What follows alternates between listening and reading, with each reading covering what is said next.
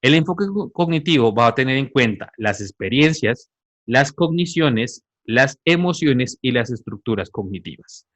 Teniendo en cuenta estos cuatro componentes, las técnicas comparten un poco lo que habla el modelo construccionista, que se habla, por ejemplo, como principal tipo de fuente, las emociones que hemos hablado antes, y también, por ejemplo, de que las emociones parten a ser una poderosa fuente de canalización para los mecanismos racionales. Y acá, por ejemplo, entramos con la terapia ración emotiva conductual, también conocida como la TREC.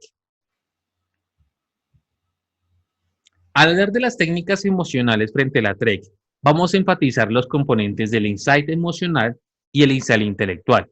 Por ejemplo, imaginemos una situación de bullying de un niño o de un adolescente. El niño puede, de cierta manera, agregar un componente de su insight emocional a las situaciones que está viviendo versus un insight intelectual. Por ejemplo, el insight emocional puede sentir emociones negativas, mientras que el insight emocional puede ciertamente valorar la situación y a partir de ese insight intelectual va a haber un desbalance, dando mayor importancia al insight emocional y donde van a ser importantes las técnicas emocionales, ya que van a ser una herramienta para el afrontamiento de las creencias irracionales. Muchas veces las creencias irracionales se basan en un insight emocional. Retomemos el caso del niño. En el caso del niño que sufre las situaciones de bullying o como podemos vivir en estas épocas, situaciones de cyberbullying, ese insight emocional empieza a retroalimentarse y empieza a fortalecer las creencias irracionales. Es importante agregar que las creencias irracionales con el pasar del tiempo y de los años van a verse cada vez más fortalecidas. Desde el enfoque de Albert Ellis, el insight emocional va a entenderse como una convicción fuerte y establecida que influye en nuestros sentimientos y conductas. El objetivo de la TREC va a ser el análisis o el balance del componente del insight intelectual y el insight emocional. Pero para poder llegar a interrumpir un insight emocional, tendremos que llevar a la persona a situaciones donde tiene que ver para creer, pensar para actuar y querer para practicar. Esto significa que en muchas ocasiones el insight emocional o llegar a un balance va a ser de alta carga. Por ende, en situaciones como puede ser una terapia, un trastorno de estrés postraumático o también conocido como el TEP, en muchas ocasiones no podemos dar de una forma directa el insight emocional. Pero en otros casos, como pueden ser, por ejemplo, la ansiedad, puede ser combinada como técnicas con la imaginería para dar un acercamiento más cercano poco a poco.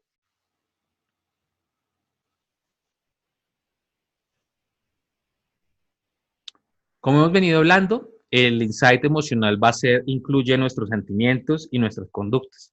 Es importante que dentro del mismo insight emocional evaluemos los comportamientos que se llegan a dar. En el caso, por ejemplo, del niño que está sufriendo de acoso, podemos darnos cuenta que la conducta puede ser que el niño, ante las situaciones de acoso, pueda dejar su celular por algún lado, puede desconectarse de sus redes de manera abruptas, pueda que en las horas de descanso el niño vaya a, por ejemplo, la biblioteca, situaciones donde evada el contacto social con sus pares y de cierta manera genere un desbalance. Por otro lado, es importante no agregar siempre al momento de hablar de estas técnicas con el paciente, agregar que vamos a producir una alta carga energética. Vamos a empezar a hablar poco a poco de diferentes técnicas. Y dentro de las técnicas que podemos llegar a utilizar va a ser la imaginación racional emotiva. Esta técnica en muchas ocasiones nos va a ayudar a poder afianzar, el poder aterrizar las creencias irracionales y empezar a buscar los componentes que se basan para poder fortalecerse a través de alguna afectación que pueda llegar a tener nuestro paciente. Es importante agregar de la terapia emocional racional emotiva, que es creada por Maxi Basti y que fue el pionero, sin embargo, es desarrollada por Albert Ellis.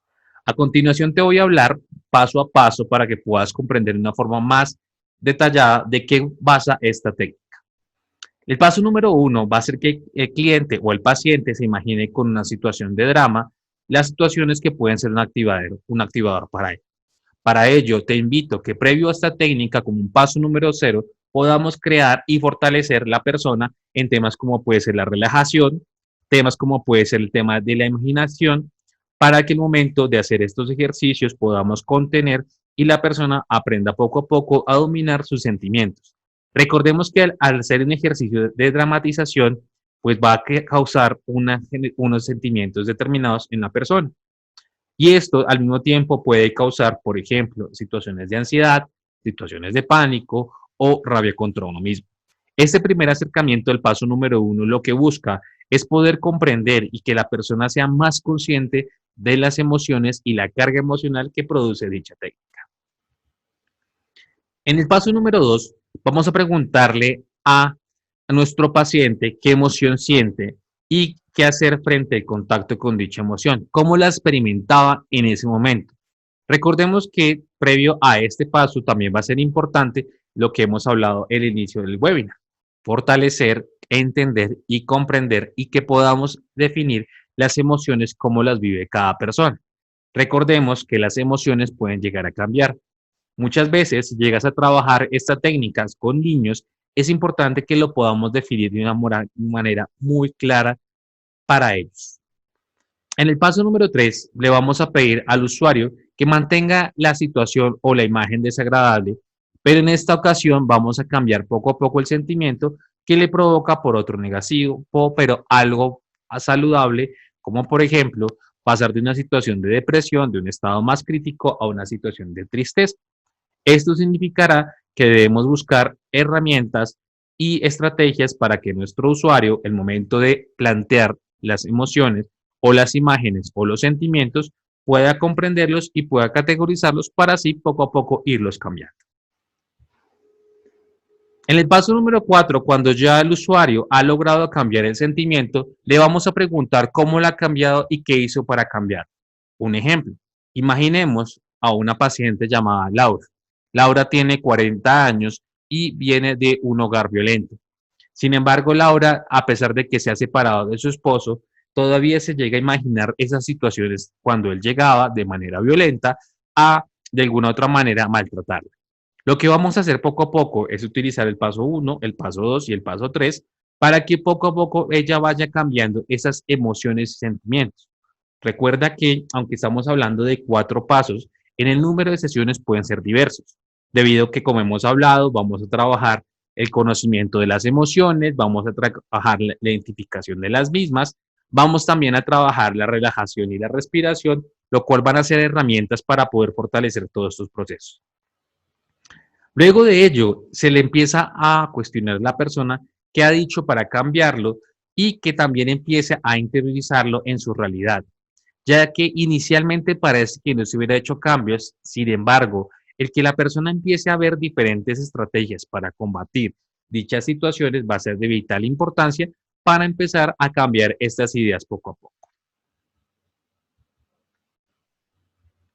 En el paso número 5, lo importante aquí va a ser que el paciente consiga hacer una afirmación a ese enfrentamiento, que consiga de cierta manera darle mayor peso a su insight racional y que lo dirija hacia sí mismo. La idea es cambiar poco a poco el sentimiento negativo, ese sentimiento que puede ser poco a poco no saludable, a algo que puede ser más saludable cuando se empieza a hacer la evaluación. Por ende, podemos arrancar por situaciones pequeñas, situaciones que, por ejemplo, pueden ser, en el caso de Laura, por ejemplo, podríamos arrancar por situaciones cuando a él no le gustaba, cuando ella se vistiera de X o Y manera. Podemos arrancar por ello. Hasta situaciones que pueden ser más complejas, por ejemplo, que ella pueda imaginarse de una u otra manera un diferente cierre al proceso. De otra manera, por ejemplo, esta técnica podemos llegar a utilizarla en situaciones, por ejemplo, de duelos no elaborados o duelos ocasionados por situaciones abruptas. No obstante, recordemos que esto es la idea, es hacerlo en relación al avance del paciente. Quizás con algunos pacientes podamos avanzar un poco más rápido, pero con otros tendamos a demorarnos un poco más. Bien, por ejemplo, la imaginación racional emotiva plantea que el yoga también puede ser una estrategia para poder llegar a afianzar el conocimiento de las emociones ante situaciones estresantes, ante situaciones como pueden llegar a ser, por ejemplo, el pedir la hora para una persona que puede ser crítica en una persona que no presente muy buenas habilidades sociales. Como una segunda estrategia o segunda técnica que vamos a trabajar van a ser los ejercicios para atacar la vergüenza. Como dicen dichos ejercicios, van a ser para situaciones que no coloquen en riesgo la vida de la persona. Y en ese orden de ideas vamos a ver qué situaciones podemos llegar a abordar en todo este proceso. Estos ejercicios, como hemos venido hablando, van a estar enfatizados al componente de los trastornos emocionales y teniendo en cuenta los trastornos emocionales va a encajar muy bien todos los componentes referentes a los trastornos, por ejemplo, como la agorafobia, la ansiedad, el déficit en las habilidades sociales. De situaciones, por ejemplo, donde el niño no cuenta con buenas estrategias, podemos llegar a abordarla de una mejor manera. Dentro del objetivo o la premisa es que vamos a atacar los comportamientos que la persona los va a definir a sí misma como antisociales, es decir, situaciones que la persona de alguna otra manera evade para tener contacto con un grupo o amigos cercanos o en algunas situaciones la familia. La premisa número B de estos ejercicios es que las personas van a considerar que se sienten avergonzadas y que ellos mismos se autoevalúan como impresentables o vergonzosos que hagan dichos comportamientos. Entonces, ¿qué vamos a hacer? Va a ser la pregunta inicial. Para estos ejercicios, lo que vamos a hacer en primera instancia va a ser colocar a la persona luego en entrenamiento, como te venía comentando, en temas, por ejemplo, de la imaginación. Ya veo que la persona haya comprendido nuestro objetivo inicial. Es muy importante que expliquemos a la persona todas estas estrategias previo al aplicarlas. Y vamos a, por ejemplo, que la persona nos cuente con qué situaciones le pueden llegar a causar vergüenza para él. Esto lo vamos a manejar en ambientes controlados para no causar una mayor crisis a las personas. Teniendo en cuenta ello, el objetivo de estos ejercicios va a ser que primero que todo el paciente acepte y empiece a tolerar el malestar causado durante el ejercicio, que él entienda poco a poco con cada práctica de estas situaciones que la situación no lo va a causar una valoración de orden negativo. Por ejemplo, el pedir la hora para una persona que puede presentar altos grados de ansiedad puede ser una situación crítica. Situaciones, por ejemplo, desde la imaginación ante una presentación, es importante que lo podamos llegar a realizar. O situaciones, por ejemplo, de recibir un elogio. Aquí buscaremos que el paciente de por sí vaya a reflexionar sobre sus ideas negativas o las anticipaciones.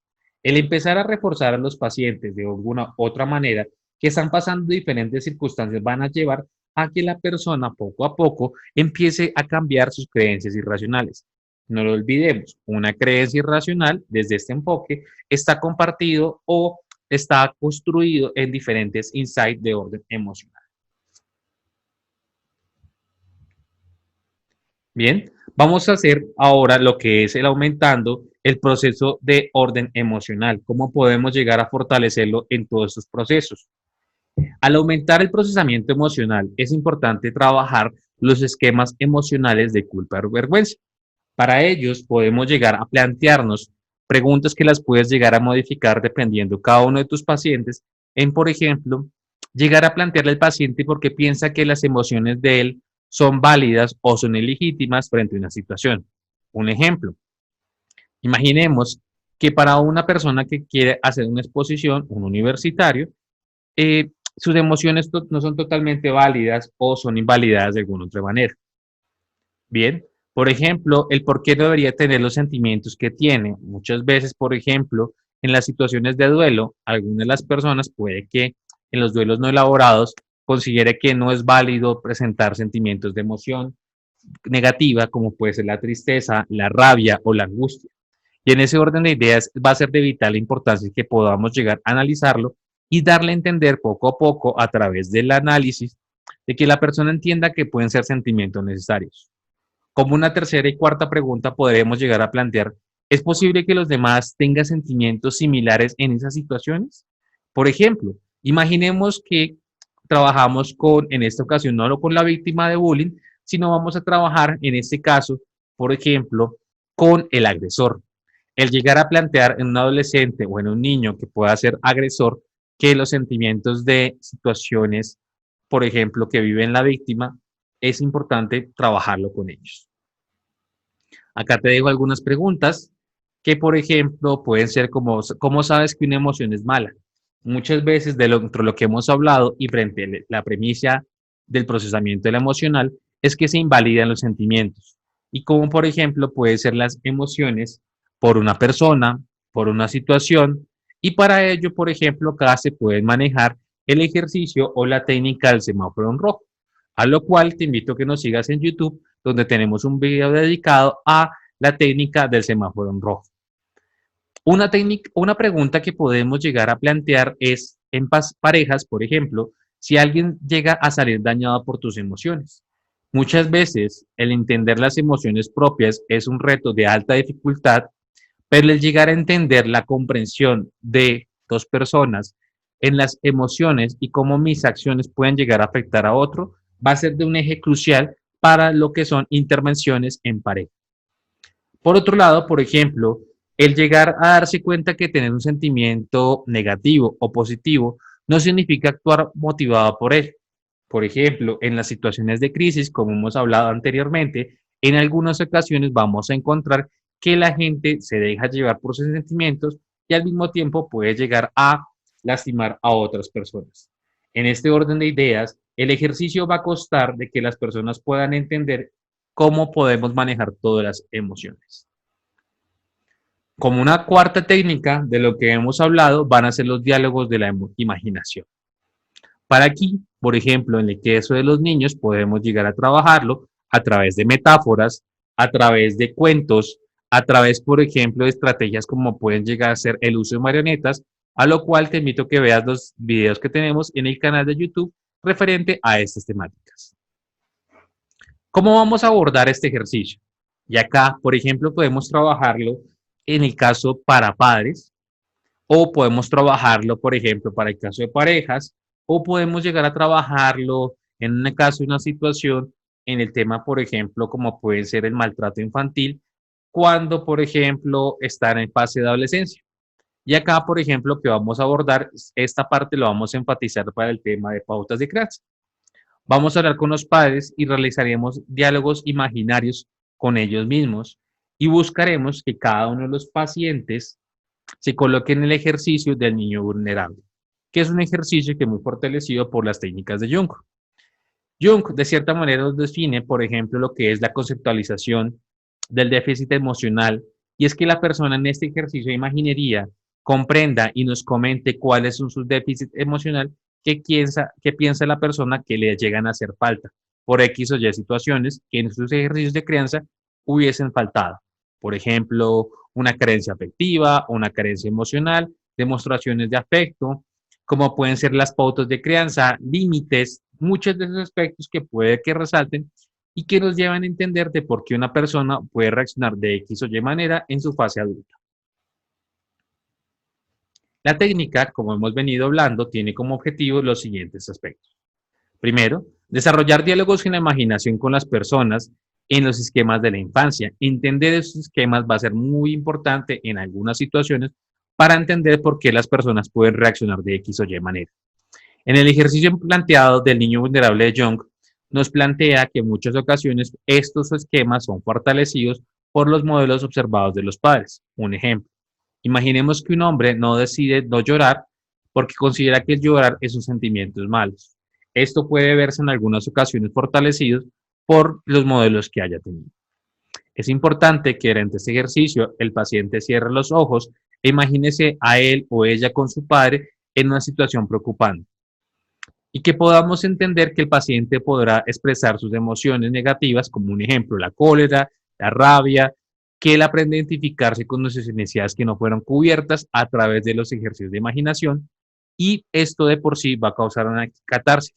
Pero más allá de la catarsis, lo que vamos a buscar es que la persona, poco a poco, se llegue a empoderar de las situaciones.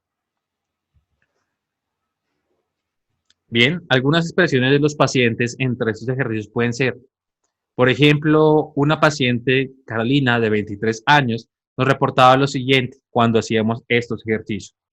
No quiero más que abuses de mí. Necesitaba amor y nunca me lo diste. Por otro lado, nos comentaba Francisco, de 48 años, cuando hacía estos ejercicios, al pensar en sus padres, él decía, no me dejaré que me critiques.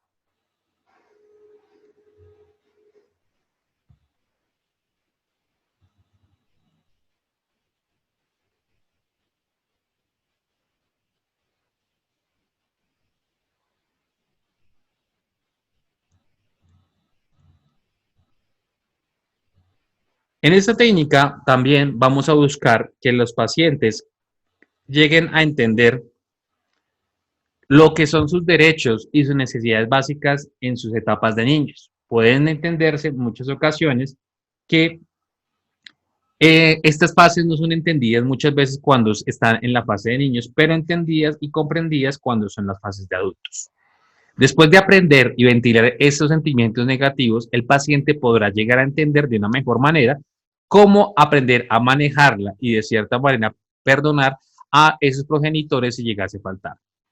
El terapeuta, en nuestro caso, va a ser importante que nosotros podamos llegar a fortalecer los rasgos positivos de su genitor y entender que, por ejemplo, en el tema de pautas de crianza, en el tema de pareja o hasta en el tema de duelo, ellos también tenían sus limitaciones. Sin embargo, esto también nos puede llevar a que de alguna otra manera podamos empoderarnos y que de cierta manera podamos llegar a cambiar. Como otra técnica que te invito a que puedas llegar a profundizar son la técnica de las cartas. Este ejercicio es de vital importancia como una forma de aflorar sentimientos que quieren terminar, y esta es una estrategia muy utilizada en las situaciones de duelo. Las técnicas de las cartas muchas veces están basadas, enfocadas en las técnicas narrativas, a lo cual tenemos un video definido en YouTube donde hace referencia a las técnicas narrativas. A continuación, te compartiré este relato y nos dice lo siguiente. Querida mamá, cuando era una niña no me querías. Siempre supe que no fui lo que tú querías. No era guapa ni popular. Pienso que me odiabas y siempre estabas enfadada conmigo por no tener el aspecto que tú querías que tuviera, por no ser lo que querías. Siempre me criticabas. Sentía que no podía hacer nada para hacerte feliz. No recuerdo una sola vez que fuera capaz de agradarte. Tenía el derecho de ser aceptada por ti. Tenía el derecho que me respetaras por lo que era. Tenía el derecho de no estar sometida a tu continua devaluación. Todavía tengo derecho a, si no me lo puedes dar, y no quiero hablar contigo más sobre cualquier cosa que me preocupe. No creo que seas capaz de hacer aquello que quiero. En primer lugar, la mitad de las veces no creo que supieras que me estabas devaluando. Piensas que me estabas ayudando. Piensas que has hecho todo por mí. Si envío esta carta, probablemente no sabrás de lo que hablo. Te volverás loca por mi culpa.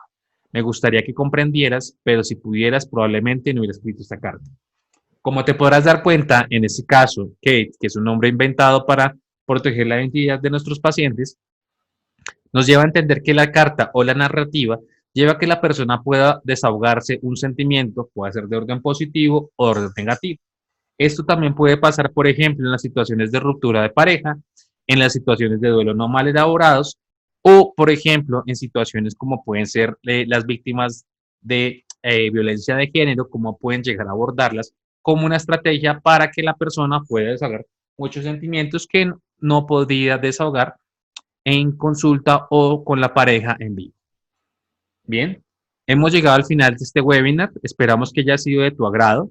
No olvides dejarnos tus preguntas e igualmente iremos respondiéndolas en el transcurso. Nos veremos en una próxima ocasión donde hablaremos de otro tema. Nos veremos en una próxima. Hasta luego.